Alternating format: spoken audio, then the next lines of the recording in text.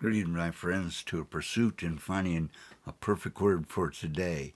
As I was looking in the scriptures of Proverbs 1:8, I would hope that you would look into this as well and see if this speaks to you, because God was trying to establish things here by His words.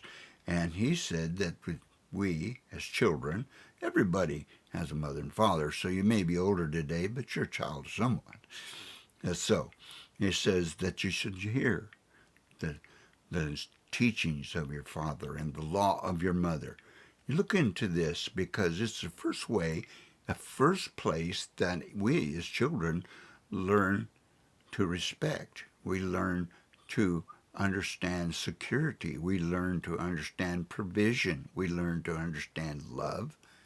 We learn to understand manners. We learn everything first from our mothers and our fathers.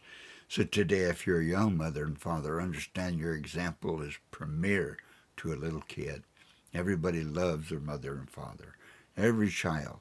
And your responsibility will be like theirs, is to be obedient in your fashioning toward individuals and obedient to society as the children watch your example. And you need to be as they do. There's a responsibility here for all of us to hear and to listen to the teaching, not just receive it and say something about it or give a comment, but to hear it quickly and then to do it willingly and to respond in society by accomplishing things God says. If you do this as an example, then your children can obey it readily.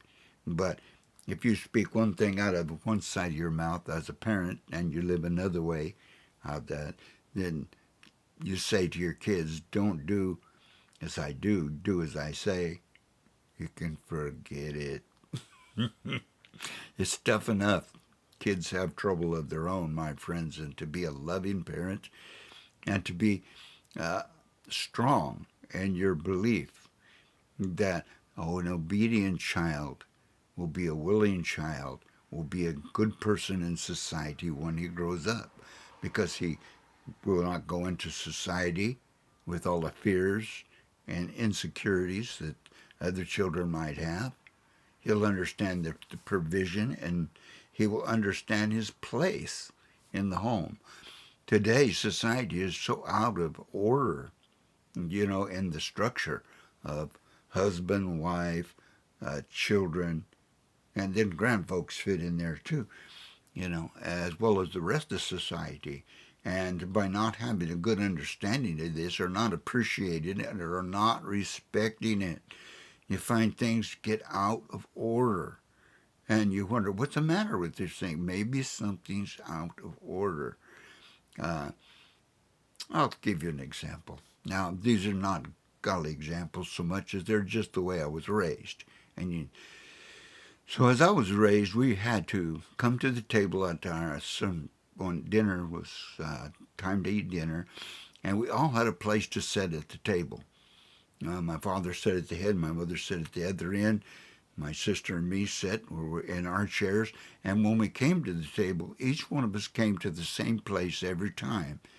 And we all had a place at the table, and by doing this day after day, then we understood that we could always come to the table and you belonged to that family. This was who you were. And in our family, you always had a voice at the table. And when you spoke, my father seen to it that everybody else in there was quiet until you got this out. And you spoke what was on your heart before the next one could speak. And through that, we would learn to pass the food to one another. And in that, we learned to share.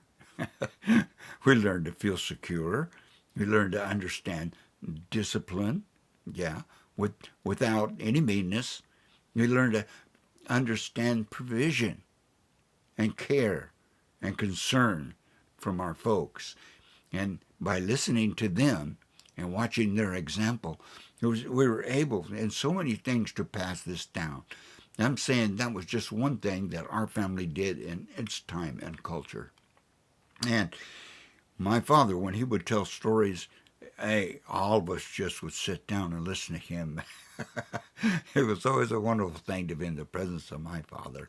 And I hope that you'll find that too, as a young person raising your kids, that your children love to be in your presence. And your children love to obey you because they know that you're giving them right instruction, a good instruction, and it'll be good for them. Not only that, that when they grow older, they'll hold on to that. They'll hold on to the things that they've been taught.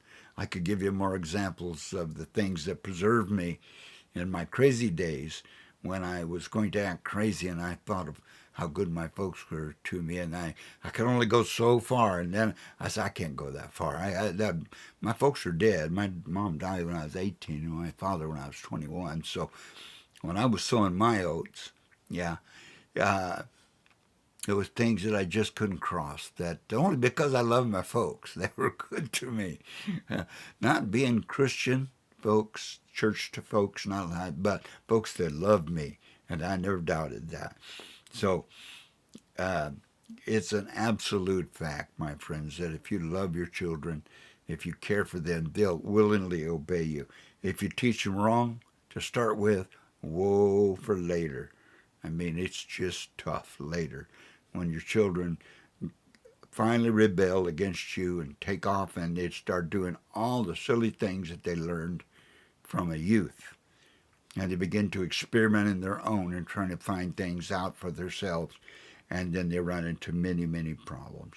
My friends, as a parent, we need to teach clearly. We need to be consistent about the things that we say. And we need to lead them with love. Gathering together every day.